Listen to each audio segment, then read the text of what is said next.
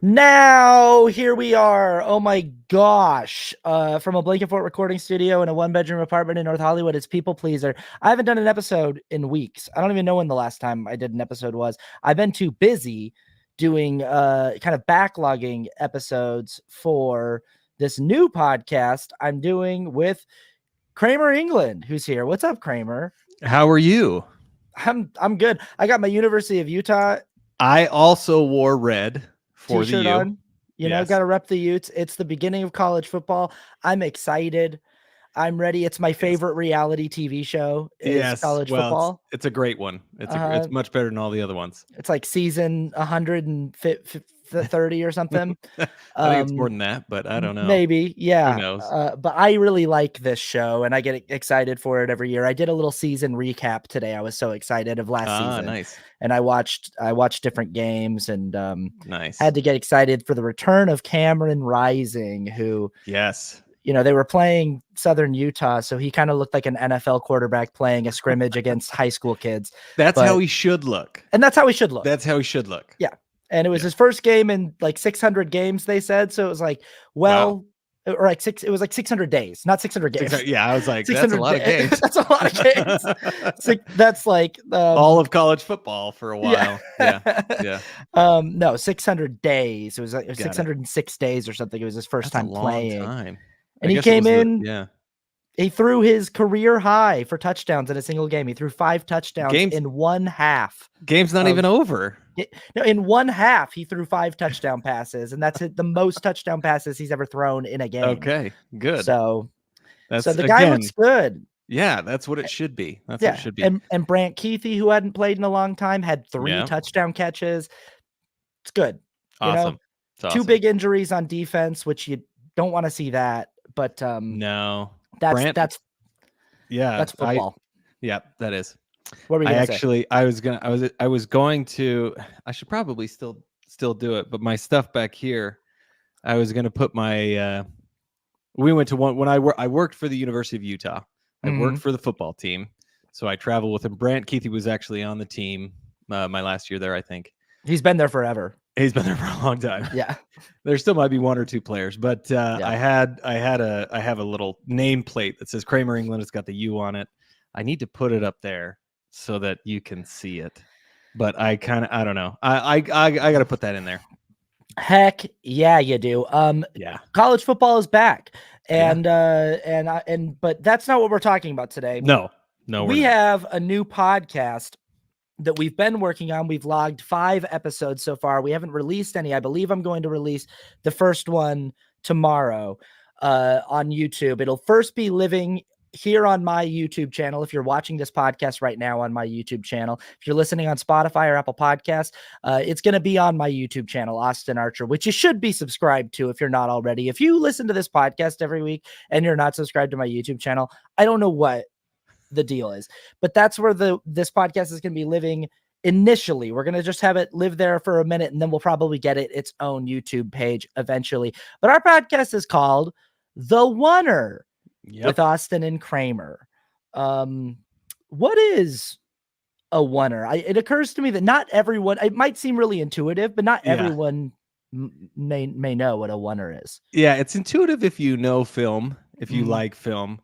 I guess it's not really like a slang term, but a Oner is one long continuous take in a movie. You know, a lot of movies will have, minute long takes that kind of have a lot of blocking and a lot of choreography that go into it.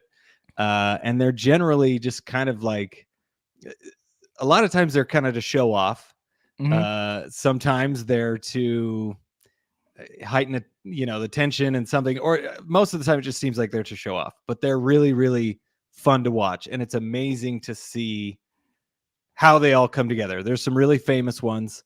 Let's see. What do you think is probably the most famous Oh, Oner? geez, there's so many. There's a really Yeah. good one in Kill Bill Volume 1 when she's walking through the Yes. restaurant when she first Yeah. arrives.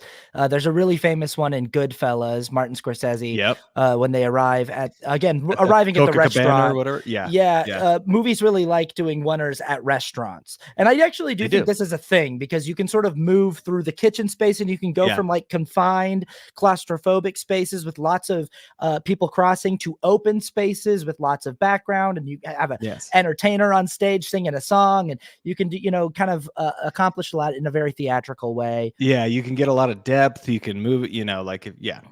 That's And yeah. And then, of course, there are like feature length long yes. oneers like Birdman or 1917, which aren't actually true oneers, but Correct. Yeah. are And stitched together digitally to make it appear that yes. way. A lot of Yeah. long takes, a lot of Yeah. oneers, but they're stitched together to make it look like one. Rope. I don't know if this was the actual first one, but Rope, an Alfred Hitchcock movie. He made it look like one continuous take. And I just read, I think he actually only had 11 shots in it. So I don't think I've ever seen Rope. I've never seen Rope. It was on Amazon and I wanted to watch it, but I never did. And I want to watch it because of that. There's actually, and I don't know if anyone could really say that they invented the oneer, because really back in the day, all film was oneers. You just film until the film ran out. Especially before sound. I Yeah. really like in the movie. I didn't really care for this film, but I liked this part in the movie. Babylon. I thought the movie was fine, but I Right. really like the sequence when they're showing the silent film era and what it was like to have all these different projects shooting on the same kind of plot of land. And because there was no sound, it was just chaos. It was just people screaming and yelling, and there are all these different little sets that are built, and they basically roll the camera and everybody just gets to work. And it's like theater. Like people are just acting out an entire scene, and the people who you need to be focusing on need to be moving really big and emphatically so that the audience's eye is drawn to them. But everything is very wide and kind of just done in these continuous shots where they would cut away to do the little dialogue card of like, oh, look, our damsel is now, being beset by the evil villain. Yes. And then the villain's like, I'll get you. But, like they would just shoot this stuff until they ran out of film. They would just roll and roll and roll. And, Yeah. So I don't know if you can say anyone really invented the oneer. It's been around probably since film. But I feel like Orson Welles might be the one who really kind of pioneered it. He did one in like the 30s, like I think in 1939. I just read he did. Let me look at this. It's called The Stranger. Sorry, in 1946. It was over 4 minutes. The reason he did that was so that his editor wouldn't change the shot that he wanted. So back in the old days, in the old days of Hollywood, the director and the editor didn't really work together. The editor would just get the stuff and then he'd put it together. So I think also John Ford did a lot of this. He wouldn't do certain shots so that the editor wouldn't switch to that shot. Right. So Orson Welles said, okay, well, I'll just do a really long take. So he did this. And then his most famous one, at least, I mean, I guess you could say it's different, but in Touch of Evil, the opening scene, first of all, the opening scene of that movie is probably one of the coolest opening scenes I've ever seen still. You see a guy walking up. There's like it's nighttime in Mexico and there's a lot of people going around. A guy goes up to a car and turns a knob and you see he's got a bomb, puts it in the back seat of a car. And then you see the car drive through the city while all these people are walking around and kind of having a party. And it's one long continuous take. And it's amazing because you're wondering, when's the bomb going to go off? Oh, it's a great shot.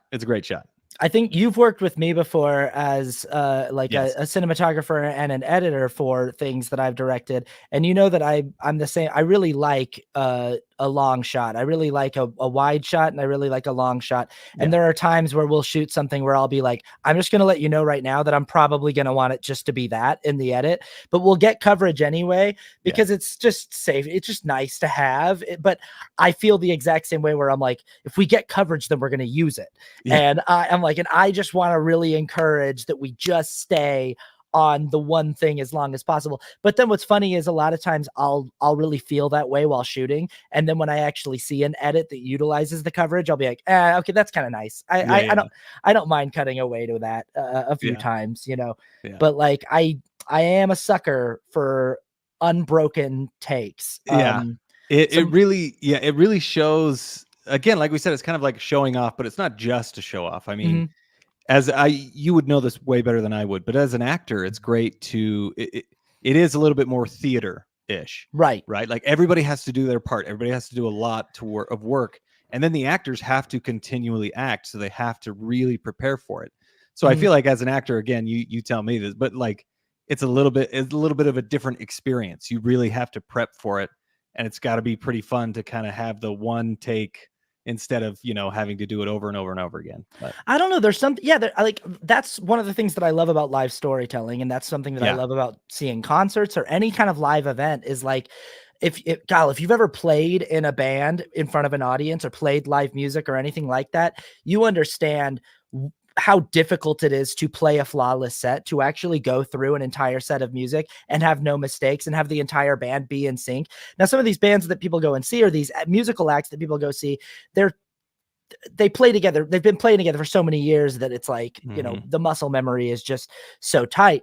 But it's like an athletic feat. It's magical to actually sit and watch them go through the entire set of music, whether it's an hour or an hour and a half, or sometimes 2 hours long of music, and do it flawlessly, for everyone to perform flawlessly, for every single musician on stage to hit all their entrances, for the backup dancers, if they have backup dancers, or the lighting technicians, the pyrotechnicians, for everything to work well. It's kind of amazing. And I think the same feeling happens when you're watching a oneer on film. It does something to the viewer because partially I think you could say it's to show off, but I also think that there's something about it makes the audience sit up and lean forward and go, I don't think that the camera has broken yet. So some of my favorite, Alfonso Cuarón is one of my favorites at this, because he'll do films where the movie has cuts in it. But then he'll use these really, really long takes. Like, you know, you're watching the movie Children of Men, and it's just going along and you're enjoying the film. And all of a sudden there's this scene where they're in the car and they're like they're having this conversation, and they're doing this little trick with a ping pong ball, and they're spitting the ball back and forth to each other. And you're starting to notice, like, I don't really think the camera's cutting here. The camera's just sort of floating back and forth between Julianne Moore and Clive Owen, and you start, as an audience member watching it, it makes you sort of pay attention, because you're like, the way that he's shooting this is really unique, because normally the camera would just be cutting back and forth between each character, but he's just kind of turning the head of the camera on a swivel between the two of them, and it makes you pay attention more. And then all of a sudden that scene gets violently interrupted by this kind of like gang of revolutionaries attacks their car, and they wind up having to hit the car in reverse, and they're getting shot at, and guys on motorcycles are trying to get inside the car. I think that they're aware that they have a pregnant woman in the car, and they're trying to get her. And it's like, it all takes place in one take, and as you're watching it unfold, you're going, and it gets crazier and crazier. Julianne Moore, I think, spoiler alert, gets shot in that sequence, and she's like holding her neck, and they're holding her neck, and there's blood. I mean, it's like, it's breathtaking. And that's not the craziest oneer in that movie. No. But he has the movie Gravity. He also directed Gravity. And that movie starts, and it makes you feel like you're instantly in outer space, because the camera is just, this space shuttle that's working on a satellite is about the size of your thumbnail on the screen. And then the camera goes all the way in till it's in a close-up on Sandra Bullock. And it goes from that scope, and then it doesn't cut until like the end of the first action sequence. And immediately you feel like you are there. It's taking place in real time. There's something really magical about it. Now, in Gravity, he is using some digital effects. Obviously, they're not really in outer space, and they're shooting in a soundstage. But the effect of the oneer, I think, is it just kind of presents this how are they doing this kind of thing. And it really, I think you bring a great point, because that happens to me all the time when I see a oneer, especially in Gravity. When I saw it for the first time, I thought, okay, I don't think the camera has cut yet. And it really did make me just all of a sudden pay attention more and just see like, okay, all this is happening, and it makes you really kind of focus in on what's going on and why is there no cut? Like, and it's all still going. So it really kind of heightens whatever feeling you're going for. A lot of times in Cuarón's films, it feels like he doesn't cut unless there's something interrupting the immediate action. Right. Like unless there's like a jump in time or the end of a sequence. Like he's like, hey, if the sequence isn't over, if the scene's not over, then then the camera doesn't cut. Right. You know? And in that sense, the camera feels. Someone explained it about the movie Roma that he directed, which I think is a brilliant movie as well. Someone said that the camera feels like the eye of God, and it just feels like it doesn't feel like there's a camera crew present. It doesn't feel like in that car in Children of Men, it doesn't feel possible that there could be a sound technician and several key grips and a camera op. And it doesn't feel possible. There doesn't feel room in the world for Video Village or for the crew or for a process trailer or for anything like that. It just feels like whatever the camera is us, and we are just in that car experiencing that action with the characters, and that's so magic, you know? Yeah, and I think magic, is the key word. I think we both have loved Oners. They're fun and they're magic. And I think that's kind of why we ultimately decided on this name, because it took us a long time to figure out a name. Yeah. We had a few that we spent a couple weeks trying to figure it out. So if you actually listen to the first episode that we actually recorded is The Matrix, and you'll hear us talk about how we didn't know what we were going to name it, but we came to the Oner, and I think it's really magical. And it's something that really makes you focus and thinking. And I think that's kind of one of the reasons why we love movies. I mean, there's a ton, but that's kind of, I think, why we settled on it, because it kind of encompasses how we feel. It's movies are magic. They give you something that you can't really get. It's escapism, but it's something that heightens your reality. It makes you hyper focused. It makes you engage with whatever you're watching, and that's kind of ultimately why we chose it, I think. Well, and then also in a cheeky little way, like a lot of podcasts, not all, but a lot of podcasts are Oners. Exactly. And it's one of the things I like about the form of doing podcast. I've been doing this podcast, People Pleaser, for about 5 years now. Wow. I started it in November of 2019. So we're coming up on the 5-year anniversary of doing this podcast. But one of the things I like about it is everything else that I create content wise on the internet is edit heavy. So it's like when I'm writing, I'm thinking about the edit. When I'm shooting, I'm thinking about the edit. Everything that I do has a lot of edits in it, even direct address things where I'm like, I'm just talking about a political issue or something directly into the camera. There's a lot of editing. Yes. And I'm writing a script and everything like that. One thing I like about making podcasts the way that I do it, not everyone does it this way. There are podcasts that are edit heavy, but I like that it's just sort of stream of consciousness, unedited. We hit record and it goes till we're done. Yeah. And it is itself a Oner. There's something exciting about the live element of it that, like, when we hit record, we're going, and there's no second takes. There's no third takes. It's we live whatever we wound up saying on that episode. We've done 5 episodes of the Oner so far. And I think outside of The Matrix, none of them are going to feature too much editing at all. No, of the ones that I've edited, I haven't made any cuts besides The Matrix, because we went really long figuring it out. Yeah, I think we went like 2.5 hours, so we wanted to make it a little shorter. It's too long, but I think we cut it in a way that you don't notice the cuts as much. No, but but still, it's like the podcast for the most part is a Oner. That's sort of the concept of the Oner podcast. Is we're talking about movies, and we're doing it all more or less in one take. The other thing that when you texted me and said, hey, should we do a podcast about movies? I kind of sat there and I thought, now this is crazy, because I don't think anyone's ever thought of doing. I don't think that there's ever been a podcast with 2 white guys talking about movies before. Correct me if I'm wrong. Oh, you're totally right. People in the chat can correct me if I'm wrong, but like, I don't think that there's ever been a show on the internet where 2 white guys talk about movies. So I thought I just thought that's crazy that it's 2024 and no one's thought of that. Yeah, you're lucky you got a friend like me. So I know.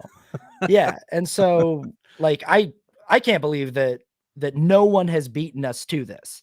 yeah, exactly. Exactly. You'd think someone would. Yeah.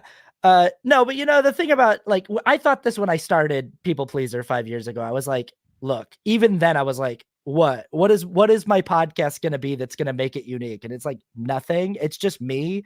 So the only reason to listen to the Oner or watch the Oner versus some other movie podcast is like, if you dig our analysis, if you like Exactly.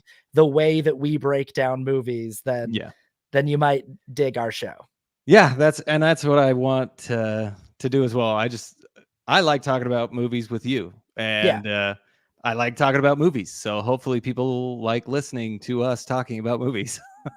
So we'll try to keep it as, us as possible. So speaking of us, we grew up next door to each other. yes, We've known each other. I mean, so even before that. Before we were next door neighbors, we were friends when we were about 4 years old. We went to preschool together at a place called Rainbow Connection. Yes, Rainbow Connection. It was awesome. Oh, what a cool right name off for the a freeway. preschool. Yeah. Uh-huh. One of the only things I remember about Rainbow Connection is like getting in someone's van one day and going and getting soft tacos from Taco Bell. And I don't know what that was. That's just like the memory that I have. I have a few memories, like glimpses. I remember you and I think we went in the backyard, and they had like a swing, and you'd face each other. It was, and you and I got on it, and we would like swing back and forth. And then I remember being in the basement, and like I think we were all in a circle, and I remember sitting next to you. And that just weird flashes, but I do remember like little pieces of it. So long time ago though. See, and I can't tell if I remember it or if I can just like see what you look like in photos that I have, because I can see what you look like in my mind's eye if like the photos and videos that I've seen of us at that age. But I don't know if I remember like what I remember is getting in that van and going and getting tacos. Taco Bell soft tacos. But someone threw up in the car. I know that one of these kids, that's gonna happen. You're gonna get a bunch of 4-year-olds in a van and go get them tacos. Gonna throw up. One of them's puking. But I do remember playing at your house on top of the mountain. Top of the World. Top of the World. Yeah. That was the street name, Top of the World. Yes. Top of the World Drive, yeah. And then we moved into our next door neighbor houses on Cobble Canyon Lane when we were 5 or 6. I think we were going into 6. first grade. Yeah. Yeah, going into first grade. And we did all of school together, all of it. The whole darn way. Yeah. But yeah, growing up, we kind of always were like this, right? Yeah, like we were. I mean, we were always talking about movies, and then I'd come over to your house a lot of time. First of all, you had a great selection of toys, which was always really fun. I guess we both did, right? You had. I loved your GI Joes. You had so many GI Joes. I had a lot of Ninja Turtles and Batman and all that. But we would either play big guys or little guys. And big guys were you and I just pretending like we were fighting or whatever. Right. And then little guys, we'd play with the toys. And so it was basically like we'd go to school, get home, I'd come over to your house or you'd come over to mine and be like, all right, big guys or little guys. And then we decide, and then that's what we do. We just play all the time. Which was pitch name for this podcast, Big Guys or Little Guys. Yep, which I loved, but it probably wouldn't have the same meaning for anyone else. Just might have been a little bit like, what's it called? What are you talking? Big guys and little guys? Yeah. Big guys or little guys, Yeah. We were or like big guys / little, like big guys, little guys. I don't know.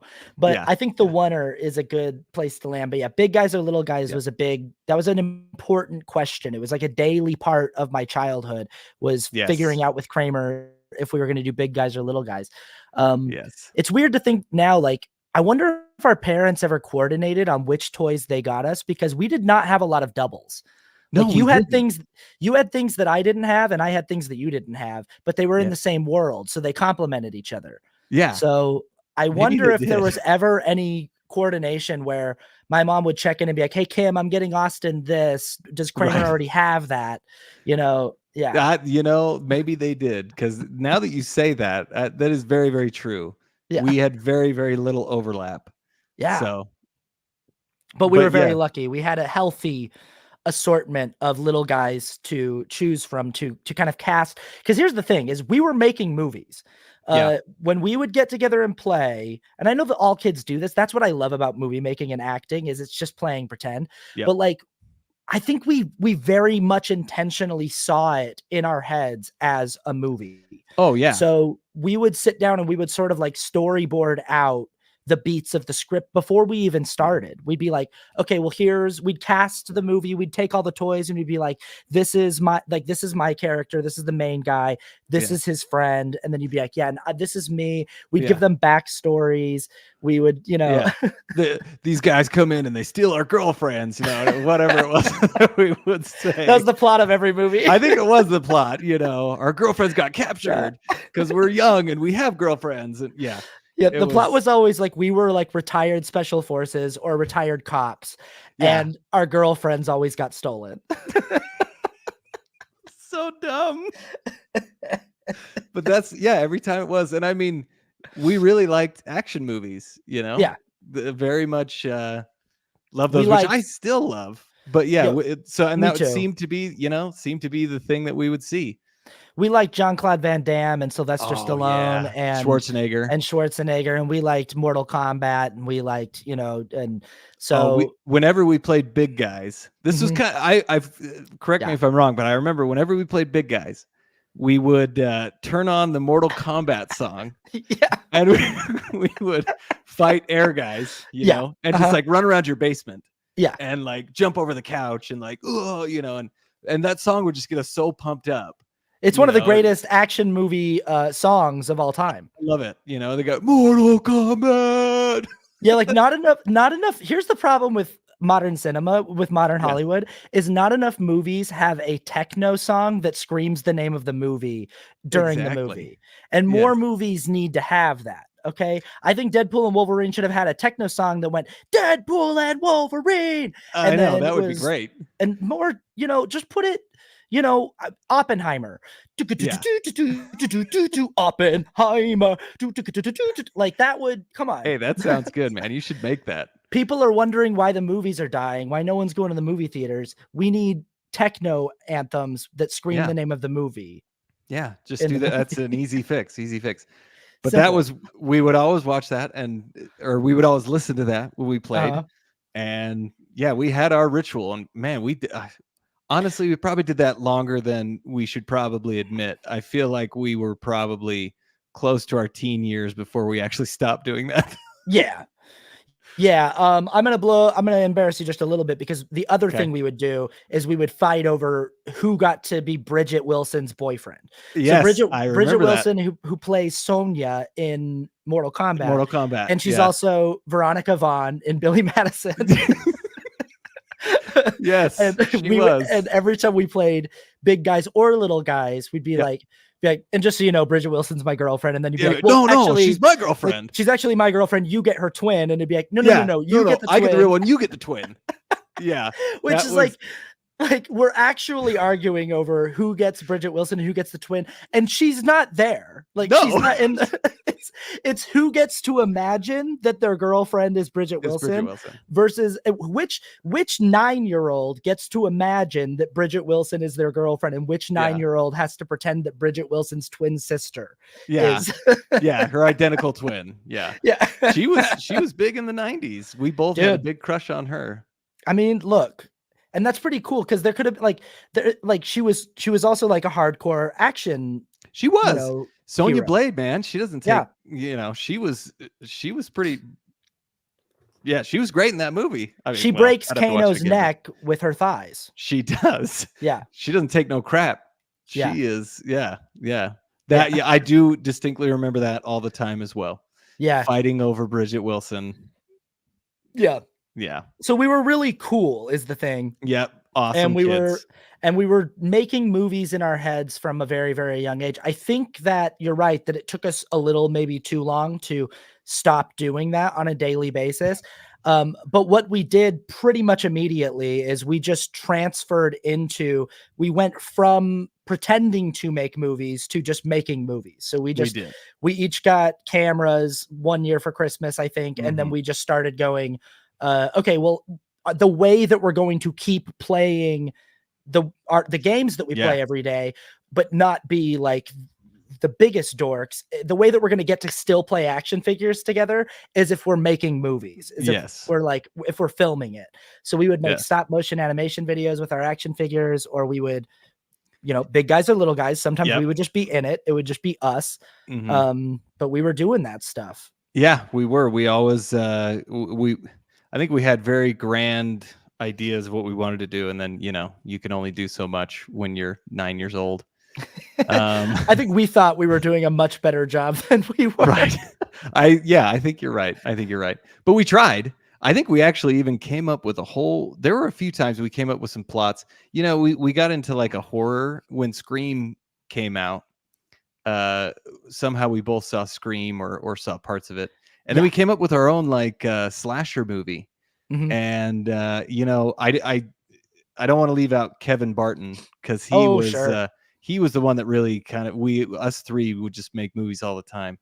And Kevin Barton was kind of like the auteur of our little film production studio. He was. I think that he would be the one that would call us up and be like, "Hey guys, I've got a new movie that we're making. It's called Newt and whatever their name is, High School Reunion." And it was like the two Viceroy characters from episode 1, Phantom Menace. Yes. But it's Romeo and Michelle's High School Reunion, but with those two characters. That was hilarious. So we would always do it with him, and we came up with like a whole slasher script, which we never shot, but like, I don't know, we had scenes in our head, and that kind of carried us through, like you said, as long as we could. And that I would love to see if Kevin still had those movies. I mean, maybe I wouldn't love to see them, but it would be great if we did. I was at my parents' house of maybe a year ago or 2 years ago, and they had digitized a bunch of mini DV tapes that they had found, and they had, Christmases and birthdays and vacations and things like that. But then all of a sudden, and my nieces and nephews were watching them. They wanted to see what all of us looked like when we were kids. And all of a sudden, in the middle of one, up comes like a whole stream of videos that we made in junior high, and it was really painful. It was because also we were like, we kind of got into like CKY, and like that's like when Jackass was like starting to be a thing, and so we were trying to emulate those guys, as were I think every group of teenagers with a video camera in the late 90s, early 2000s. And so it was us doing our best impression of that stuff, and it was like really not funny and really bad, and kind of stuff that like we should maybe be canceled for too. We did some stuff like, that it was not like racist stuff, and like oh man, I don't remember that stuff, but I'm sure we did. That's the problem. I mean, we did Master Dojo, and Sato is Japanese, and he played Master Dojo, but it was, I mean, Sato was being pretty heavy-handed with his Japanese accent. Yes. But he's was that one in there? Did you have Master Dojo? I had a little bit of Master Dojo in there. Wow. Had a little bit of Master Dojo in there. But here's the thing is, I've seen some like teenage movies from filmmakers, M. Night Shyamalan, like where they you can see movies that they made when they were growing up as kids. I've seen some of these films, and they're never like great, but compared to what we made, they were better. So I would even say that even for kids, we were doing not great. No, we weren't doing very great. I think that our imaginations far exceeded our work ethic at that time. Like we weren't willing, we had the vision, we had ideas that were cool, but we weren't willing to like sit down and spend the time that it would take to edit. Like I remember at the time, my version of editing was just being like, we just got to like as soon as I hit record, do the take, because I have no ability to go in here and trim time off the. So you would watch these videos that would be just like one take after another. That would oftentimes you'd hear a person at the beginning going like, "Go," and then it'd be like some 13-year-old kid being like, okay, you need to, and that's the whole movie. And it's like, boy, if you could have just gone into Adobe and just trimmed some of that up a little bit, or even just like iMovie or something. I don't know, but I think close to my senior year of high school, or probably it was probably like sophomore or so, I discovered Windows Movie Maker. Yeah, and if we would have had that when we were younger, we could have done a lot of good. But I know that when I first got my camera, my dad also got me like Adobe on, like, the disc. You put the disc in, but I bet, and look, 36 years old, and I am still this way. There is just a certain limit to how much technobabble and jargon my brain can absorb. So when I tried to learn Adobe as like a 13 or 14-year-old, I just was like, this will never happen. And here we are, this many years later, 20, 23, 24 years later, and I still am like, no, it's got to be easy. Like, it's got to be really, really streamlined and easy. Too many buttons, too many options, and my brain turns to mush. It's a lot. It's not user friendly. Yeah, Premiere is not user friendly until you get to know it. Then you can figure it out. But well, and this is a good transition, because this is now what you do professionally. This is you have been a professional editor for a long time now, and videographer. How'd you get into that? Let's go through film school and the different jobs you've had as a filmmaker. Sure. Yeah. I mean, I always loved movies. And then, I served a mission for the Church of Jesus Christ of Latter-day Saints, and I came back and I still wanted to do it. So I worked at my family company, which is England Trucking, and I did safety videos. So that was back in 2009. So it's been 15 years since then. I went to school at the U for communication, new media communication, and I just kept working. And then, I took a year off, and then I decided, I really got to give this. I really want to see if I could do something in film. So I applied to film schools. I got into Chapman University in Orange, California, for film and television producing. So I went from 2014 to 2016. I went to Chapman University. It was awesome. I loved it. I met some awesome people, worked with some really great people. I learned a lot. About producing, which I really am grateful that I learned that, because producing is a lot. Nobody really knows what you do, but basically you are putting the movie together. Yeah. You're getting everybody together and making sure that they're doing what they're supposed to. All of the pieces that are required to make a movie happen, that person is making sure that all of those things are there. Exactly. Yeah. Like, it's kind of like, if you want to compare it to sports, it's a lot like a general manager. GMs will, get the coach. They'll find out who the coach is, or they'll try and, recruit the players or draft the players or whatever. But they're not coaching the team. They don't own the team. Right. So it's kind of very similar in that respect. So it was a really fun time. I loved Chapman. I got to make short films. The thing I loved about Chapman was they would make you make films, so my first semester there, we were assigned a short film, and we would start working on it and just kind of learn as we go. So it was a ton of fun. When I graduated in 2016, I got a job with the University of Utah, and I worked for their football team. So I was a videographer there, and I would edit videos. And that's, after film school, I realized, producing is great, but it's a lot. And I realized that I love editing, and I feel like I love it. It's a hard thing to do. It does require a lot of patience. Like, you've got to be really patient, but I love getting everything and putting it together and seeing what I can make from it. So I really realized after that, like, okay, editing is my passion. This is what I really want to do. And I'm not sad that I went to school for producing, because all of those traits that I learned still come in handy. It gives me an appreciation for what everybody else does. But I love to edit. So I was with them for 2.5 seasons. And then I went back to England Logistics, which is sister company to England Trucking, and I did corporate stuff there, and I edited. It was really, really fun. I had a great time there. And then now I have my job where I work at BYU TV, which is funny because I'm a Utah fan, but I've loved my job so far. I've been there for 3 years, and I edit promos and trailers. I get to sit in an edit bay all day, and I get to watch movies and watch TV shows. And honestly, I love it. Like, I love the editing process. Just like I said, I love taking something and, seeing how it comes out. So a lot of times I'm working with existing media. Mm-hmm. We have a lot of movies that we show on the station. Everything is family friendly. So we'll kind of edit some stuff out, but I get to make promos for it, and I get to make trailers. I got to make a trailer for the movie Wonder, which was a lot of fun. It was our own. I modeled it after one that they had made, which was already a great trailer, but it was fun. I have made trailers that are all my own. I made one for a movie or a show called A Kind of Spark, which I'm really proud of. It was a good show, and I loved the trailer that I made. So it's a lot of fun. I love editing. I love sitting in a dark room and watching movies and making something else out of it. So luckily I have that patience, but it is a lot. Like you said, like, it's hard to understand the software if you don't know what it does or like how it all works.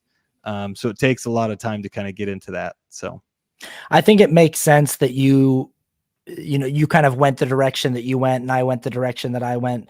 Yeah. Because I just think that you always had a little more patience or tolerance for the technical side of things. Whenever Right. whenever we were shooting with your camera, it felt like you were willing to do more takes to get it right, or to make sure we got, versus like if I was Right. shooting something, that's why, like, the things that I have is just like me going like, it's fine, next part, Next take. and and I think I was more concerned with making sure I was in front of the camera doing something funny anyway, and so it's like there's always been a little bit more of me being in front of Right. but I don't know, like, as I get older, I really like the process of Yeah.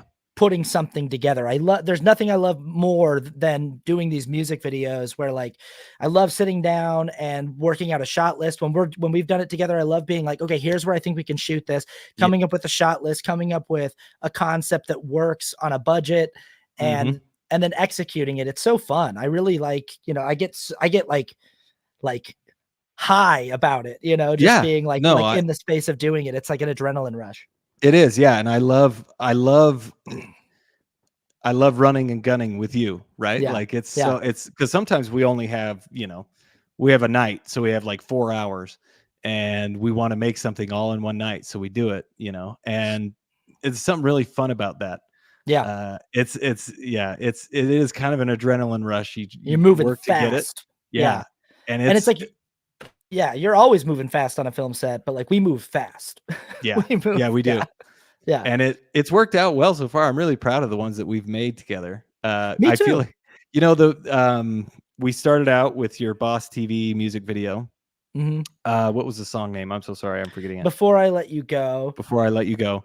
That was the first thing. It's funny because we've made things together when we were kids, like we talked about, but that was the actual first thing that we made as professionals who kind of do this for a living. Yeah. And it was a ton of fun. And the ones that we've made after that, they've been great too. It's been so much fun to just kind of work in that style and just hurry and get everything that we need, and then go back and edit it, and you and I edit it together, and it's been a ton of fun. I think we've made like 4 or 5 now of those. But those are always really, really fun. And it is a thing where it's like, because we're moving so fast and because we have such a small budget, sometimes you get to the edit portion and you go, geez, I wish we could have gotten one more look at that. Or oh boy, there was a thing there where like my shirt's tucked in and then it's untucked because we were moving so fast that we had nobody on we don't have a script supervisor or anything like that that's looking at continuity, and you and me are wearing 5 or 6 hats each, and doing the job of several different people. Yeah. But But that's kind of what makes it good too. yeah, Because it's fun. this is the thing about movies and TV and everything. I mean, you have a certain amount of time to make everything, but there's this excuse me, there's a saying in Hollywood that, you know, a movie's never finished, it's just abandoned. Yeah. And I love that saying because, you know, at a certain point it's just like, you know what? It's not the biggest deal. Like once you get something made, once we have made these music videos, like there are definitely things we could have done differently. But now that it's done, I'm happy that it's done. And you Yeah, get those little things that we can talk about, but most people won't notice, you know.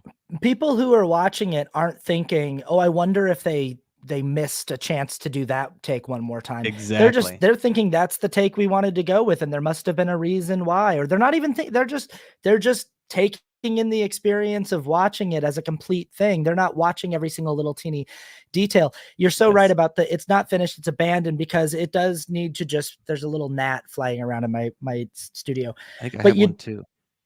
every time I do this, there just comes to a point where I have to just say, that's it. That's Yeah. it. We're done. And that just happened so I just did a music video that's coming out soon. That is a oneer. It's a 4.5 minute long oneer. Yeah. Which And I love, by the way. yeah, I'm excited. I'm excited about it. Yeah. But it took longer to get to a picture lock final cut than I thought it would, because it was just one take. But there was a few things, like we had 2 takes that we really liked, and that's complicated when you're doing a oneer, because we were like, crap, we really like both of these takes.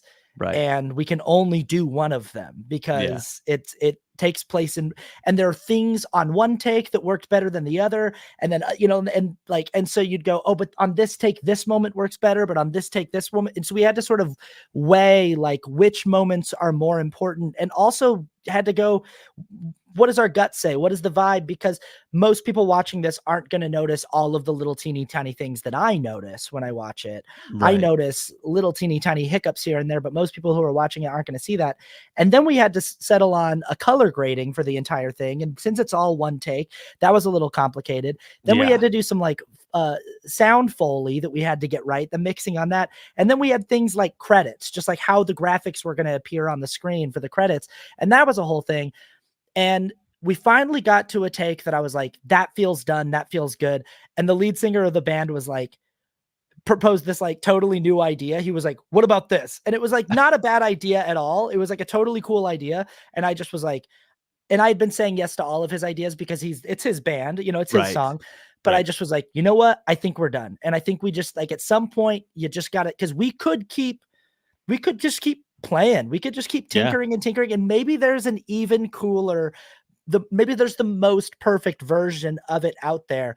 I don't know if at a certain point you just got to go, that's enough. And I think we could have released the rough take that I sent to you, that it's like, we could have totally released that and it would have been just fine, just like that. And we added color and sound and all these little doodads and stuff. And it looks great. And I feel really good about it. There's little teeny tiny things that bother me, but I'm like, at a certain point, you just have to go, that's good. I'm going to let that go. And abandon it and let it be the property of everyone who's going to watch it. Yeah. Let it be what it is. So you got this job as an editor. You and I have started making videos together, and that brings us here. Basically, you messaged me probably a month and a half ago, something like that, and said, hey, would you want to do a podcast about movies where we just break down films? And I responded like immediately. I was like, yep. Yeah, I was like waiting for, I was expecting to wait for a while for a response, but you came back like right immediately. It was great. I was like, all right, let's do it. I know it's a good sign if somebody asks me if I want to do something and my initial gut response is just, yeah. Like and that's like, I think it's like if somebody asked me to do something and my first thought is like, oh geez, I don't know if I have time for that. Like that means I can maybe sit and think about it, but also it's, if that initial thrust isn't there, but this one, it's like, for whatever reason, there was nothing about the concept. We didn't even know what we necessarily wanted to do. I just was like, I know I can talk to Cramer about movies. So that's what we've been doing. And we've done 5 episodes so far. And I think so far the theme is that it's kind of a mixture of movies that made us, movies that we kind of came up on, and a mixture of stuff that's in the theater right now, and sort of in between too. So it's like, hey, we did Twisters, but we also did Twister. So it's sort of a twofer because Twister was a movie that we had on VHS and that we watched a lot at sleepovers. And, and we knew that movie and we knew those lines and we could quote those lines. And so then, you know, Twisters happened and it's like, oh, we can't just do Twisters. We got to do Twister too, you know? Yeah. It's, and that's, I imagine going forward, because we love all the movies that we grew up with. We'll do episodes on those, but I still love movies, you know, and you love movies. Like we both love movies. So we want to have those same reactions to new movies. So it'll be, like you said, a mixture of both, and breaking them down and why do we love them? You know, why are they good? Why aren't they good? I mean, I really love the structure of movies and how they work out. But there's also sometimes a movie really structurally is not very good, but I still love it. So like, why do I love that? And I figure as we go on, we're just going to break down, you know, sometimes it's not going to be a technical reason. Sometimes it might be because of nostalgia reasons or whatever, but we'll kind of break all that down. Well, you know, it's interesting. We just did an episode on Prometheus that'll be coming out soon. Yes. And I saw someone say this for some reason. My algorithm has been feeding me a lot of alien movie discourse, like on Threads and stuff. Like I'm getting a lot of like fan theories and discourse about the alien movies. And it's probably because I'm interacting with it. Whenever I see it, I'm like, oh, like someone's like, I have this crazy theory about Alien Romulus. And I'm like, I want to know what this person has to say. I like nerding out on stuff like that. And also I just watched all of the Alien movies. I'd never actually like sat down and watched all of the movies in that franchise in like a 2-week period before. And I watched all of them, including Romulus, but we were doing an episode on Prometheus. And I saw someone say this. They were like, yeah, Prometheus is a very divisive film and so many people have opinions about it. And this person was like, and I don't even disagree with those opinions. I think everyone's criticisms are valid, but also every person I hear talk about how much they hate that movie will say that it's a movie that they've seen 4 or 5 times. And I'm like, yeah, that's true. Like there's something about it that's like, I don't watch it and go, I never want to watch this movie ever again. I am drawn back to Prometheus. Like it's true. It's a fascinating film to watch because it's like, you're wondering like, what didn't work here? Because there's so much there's so much curb appeal. Like it looks great. It's really well crafted. It's well designed. The production design is incredible. The cinematography is incredible. It's got this really like amazing score. Michael Fassbender's great. So you're like, how did they not bring this together? And you watch it and go like, this should work. And it rather than being the kind of movie that you go, geez, I never want to watch that ever again, you kind of are still intrigued enough by it to go back to it. Exactly. You know, it's funny. I'd never really thought about it that way either. But yeah, I've seen Prometheus probably 3 or 4 times. And I think it is because it's so close to being good. But it's also, there's so many movies that I think the worst movie that you can make is one that you watch and go, oh yeah, okay, that was good. And then never think about it again. I think the worse than that is, so, okay. All right. So I said I just watched all the Alien movies and I did. And then I decided, you know what? I'm going to watch the AVPs. I know that they're not canon, but they're movies with xenomorphs in them. And I've watched all the other ones. So whatever. And so I go watch Alien versus Predator from 2004. It's bad. It's not a good movie, but so like, the Alien franchise and the Predator franchise are very different stylistically. Alien as a franchise tends to take itself pretty seriously. All of those movies at least attempt to take the subject matter pretty seriously. They try to get into philosophical questions and and horror based. Yeah, and horror. Getting into horror has a lot of undertones that you can use that can be taken very seriously. Right. And then there's Predator, which from the jump is it's an 80s action franchise. It's muscle guys in the jungle fighting a hunter alien. And that's what it is kind of from like Predator was always a little more campy than Alien was as a franchise. It was always more good, clean fun or good, gory fun, you know, of buff guys who are doing really strong bicep handshakes. And for no reason. Yeah, it's great. And that's what Predator always was. And when the two meet, it takes on the persona of more of a Predator movie. It does. It's more a Predator movie than it is an Alien movie stylistically. But knowing that, I gotta say, I had a fun time with Paul W.S. Anderson's movie. Okay. It's not a good movie at all. Don't get No. me wrong. But I was like, for what this needs to be, it's him just going, hey, all I really want to deliver here is some fun scenes where a predator fights a xenomorph.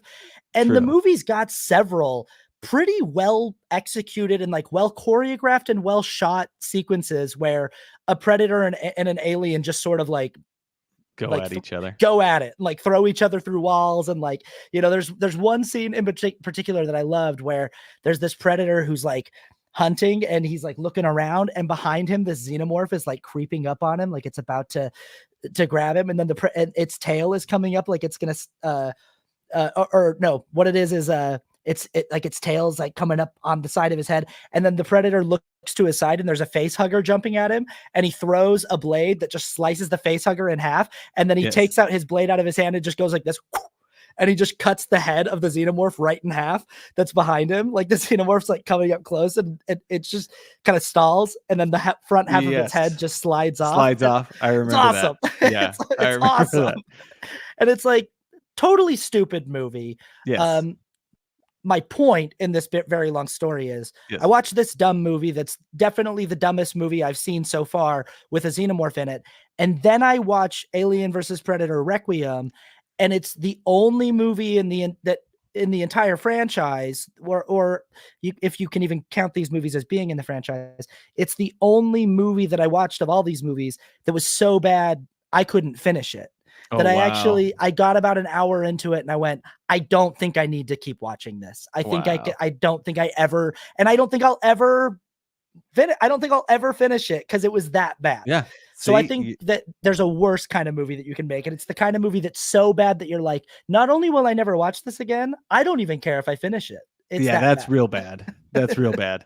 But yeah, you want movies to make an impact, whether good or bad. And going back to Prometheus, it's one that gets people thinking, and it's good to analyze because it is like, why is this not working?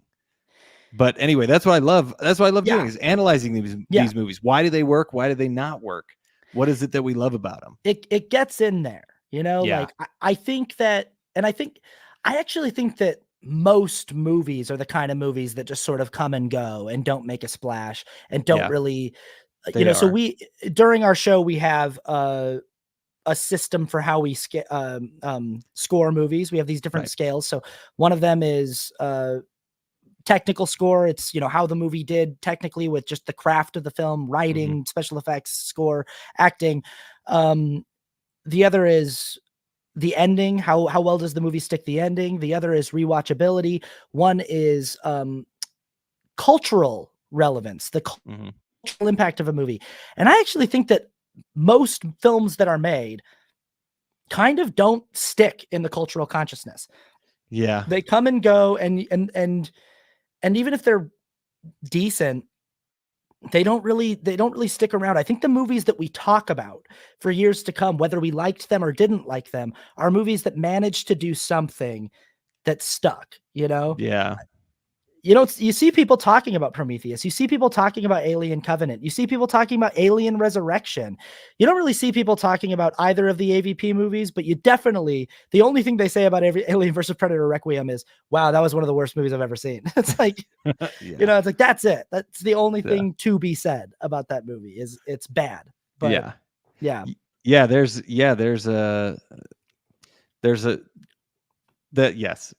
And then the last one that you forgot, the personal score, just kind of our personal subjective score, which could be, you can have really high scores on all those, but if you hate the movie, you can have a really low personal score. I don't think that's happened quite yet with us, but no, it hasn't, not yet. Yeah. It probably will, maybe, but actually, I could think of a few movies that if we did it, that's what it probably would be, at least for me. I think that Prometheus a little bit was that way for us, because it was like you can't say that its technical score should be super low. It's technically well put together. The only thing that it really loses points on is the screenplay. The screenplay just feels like it Yes. doesn't deliver in the ways that you want it to. But all Yeah. the actors are doing their best. The effects department is killing it. The Yeah. cinematography is amazing. Yeah. The production design's amazing. The score is really good. It's just the script that's not. Yeah. But I think the thing that I really love about how we've scaled these movies, or how we're scoring these movies, because like if you just do like one, 1 to 10 or 4 stars or 5 stars or however many, it doesn't really give you the whole picture. And our scale is not perfect, but I do like that we kind of have that more broader range that you can tell, like, well, technically it's all great, but man, this movie sucked, or like I hate it for this reason or whatever. Or it may be low on the technical scores and all the other thing, but I love it, because of when I was a kid, I would watch it all the time. But I think I would give Alien versus Predator, Paul W.S. Anderson's movie from 2004, a lower technical score than I would my subjective score. I think my technical score would be like 5, and then my subjective score would be like 6.5. Like I had a good time. Yeah, exactly. Right. And sometimes that's the thing, is all movies are very subjective. They're not very, it's art. Art is all subjective. There's not, you can objectively try to score things, and there are reasons and things that you can do to kind of prove your point. But when it comes down to it, movies, like any art, are subjective, and you may love it or you may hate it, even if everybody loves it or hates it, or vice versa, or whatever. So, but I think our scale kind of gives us a more whole picture of how you feel about a movie, instead of just the 4 stars. I hate 4 stars, by the way. That's just too little. It's not enough. Even 5 stars doesn't feel like on Letterboxd they have 5 stars, and I'm like, it just doesn't feel like enough space for me to, like if I really like something and I feel like it's like a solid 8 out of 10, I guess it's a 4, but then a 4 feels like 90%. Yeah, it doesn't quite. But then 3.5 feels really low. It feels like I'm, it's just like I know that technically 4 and 8 should be the same, but 4 feels like I'm giving it 1 fewer than the most possible. So that's why we did that. So hopefully that kind of comes across. We'll see. I think so. So we're going to be, if you want to join us on this journey, it's the Oner podcast. It's the Oner with Austin and Cramer. We're going to drop our first episode tomorrow. I think we're doing Deadpool and Wolverine to start out, a movie that has been absolutely dominating the domestic and international box office. Yes. So that'll be here on this YouTube channel. We'll get it up on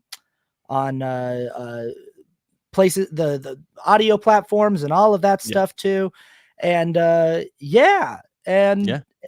and join us if you want to hang out with us. We're going to be doing current films, and we're going to be doing movies that are a little bit older too, movies that we grew up with and movies that kind of shaped us, and retrospectives and things like that. Yeah, tell us your stories, what you love about the movies, or if you ever want to send us your scale, you can scale a movie along with us. We'd love to interact with anybody, because we love talking about movies. It's an easy thing to talk to most people about. Most people have an interaction that they can talk about with movies. So come talk to us. We want to know what you think. It is a common cultural touch point for sure, where people can all come together and have opinions and thoughts. But hopefully you'll find something in there that you enjoy. If you like movie commentary or film commentary, you'll want to come along with us. The first episode of the Oner will drop tomorrow, and then we'll start having weekly episodes of that. First it'll be here on this YouTube channel, and then it'll get its own spot, and we'll see. We're just gonna do it. If you got film recommendations, let us know. If you've got things that are coming up that you're like, I really hope you guys see this, or a movie that an old movie that could tie in with something that's coming out, let us know. Give us your suggestions. Cramer, yes, thanks for joining me on People Pleaser to talk about. I'm glad. It's great to be on the show. I've seen it for, I even helped with it at one point, You did. So I'm happy to be on it. This is great. Yeah. Is this your first time being a guest on this show? Yeah. Oh, wow. Well, I know, but that's okay. You probably, I'm not that interesting. I'm pretty boring. So but I That's like why talking about movies. So that's why I started a podcast with you, is because you're good and boring, and that's boring white guy. So that's what people love. Well, cool, awesome. This was great, and yeah, thanks everybody. And we'll see you. We'll see you on the Oner, and we'll see you on the next episode of People Pleaser, whenever that is. I don't know. But okay. Goodbye then. Bye bye. Go Utes. go Utes.